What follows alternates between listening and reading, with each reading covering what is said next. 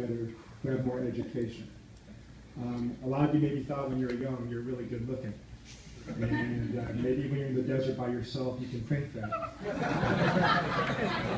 But what happens when you come to California, you come to certain places, you look at some of these model-looking folks and go, what happened? And so comparison really de-energize you and stress you out. It actually will cause you to be paralyzed. Yeah, it will. You won't be able to move. I don't care what type of truth you're hearing right now, you're not going to be able to move if you just keep comparing yourself with other people. And so there's three things that I caught as I'm sitting there that I want you to think about. Number one is small is the new big. Okay, small is the new big. A lot of times you think you have to be bigger than you think to really accomplish God's thing. But if I remember correctly, Jesus himself chose to be born in Nazareth. You go, well, I'm not from LA. I'm not from New York. I'm not from Amsterdam. I'm not from London. I'm just from some podunk little place. Well, guess what? God specializes in those places. I read in a news article this past week about the fastest animal in the world. What do you think that animal is? Yeah, cheetah, we would normally say yes, because at 60 miles per hour, it runs about 16 times its body length in 1 second. But there's actually a faster animal. It's 4 letters. M-I-T-E. It's a mite. You can't even see it. It runs 0.2 miles per hour. 322 times its body length in 1 second. Wow. If you're to compare that with a human being, that human being would be running 1,300 miles an hour. Oh my goodness. Wow.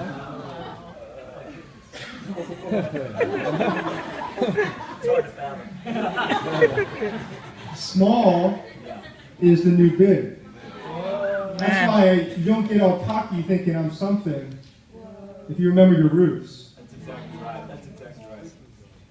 Because we've met a lot of people, you can fall in 1 second. It doesn't take too long to destroy everything that's been built over years. You remember your roots.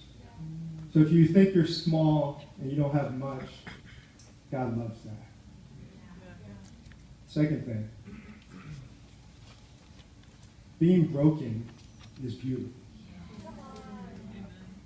So when you think about your brokenness, your physical challenges, your mental challenges, your emotional challenges, your addictive challenges, your ethnic challenges, cultural challenges.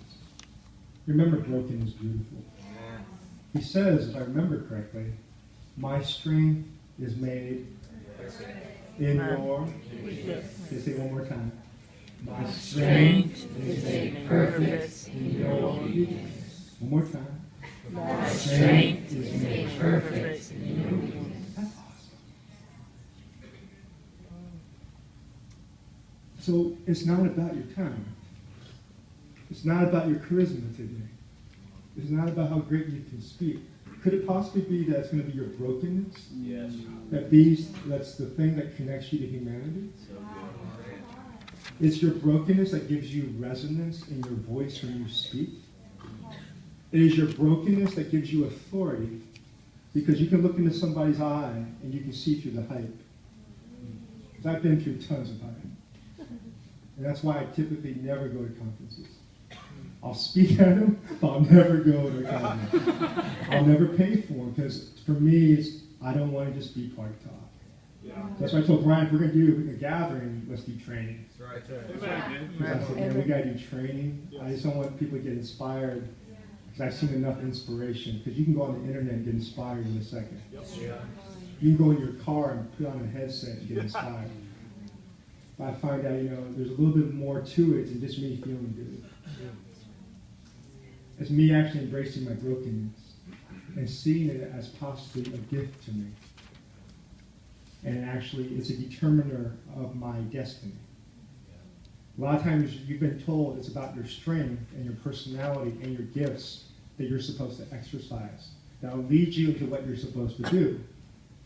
I like to say, yeah, that's good, but there's another side to it. It's actually maybe your brokenness, your pain, your weakness that'll lead you into the direction that God would most be revealed. His strength is made perfect in your weakness. There's an art form called kintsugi. Have you heard of it? No. Kintsugi is a fascinating art that's been hundreds of years old in Japan. When they drop a piece of pottery, it used to become worthless. But what these artisans did is they would take those broken pieces of pottery and they put together cement with gold in it. Wow. And so if you look at these art forms and type it in sometime and search for it, this kintsugi, K-I-N-T-S-U-G-I, you'll see these beautiful broken pieces of pottery that have now these seams of gold. You know what happened with those pieces of art? Wow. They became more valuable than before they were broken. That's amazing.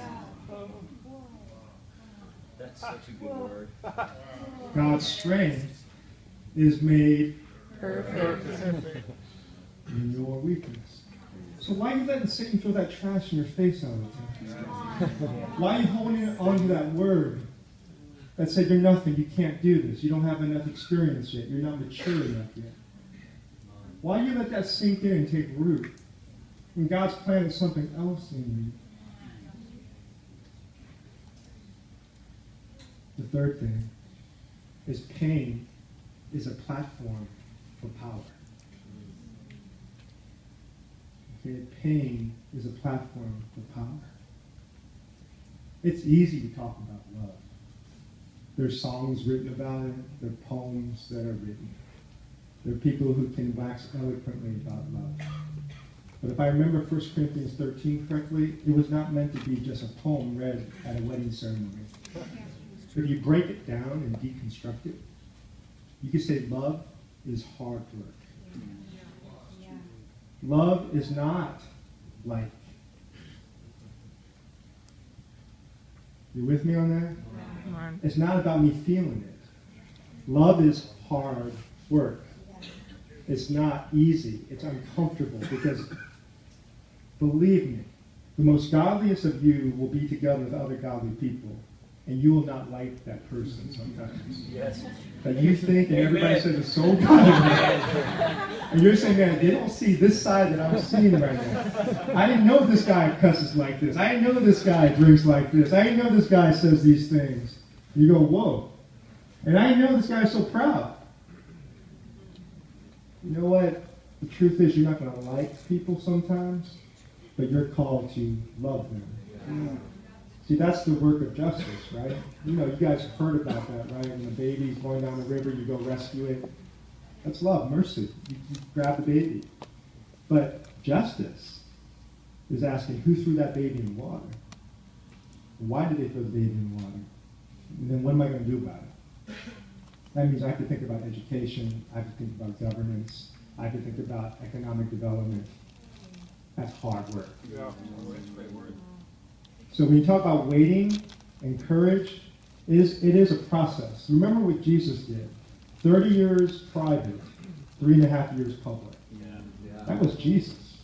I often wonder, why did Jesus show us these things? Because he could have easily done ministry when he was a baby. He could have started quoting, the best philosophers of his day as a baby. He could have wowed them. He could have danced like you see those little commercials of babies dancing.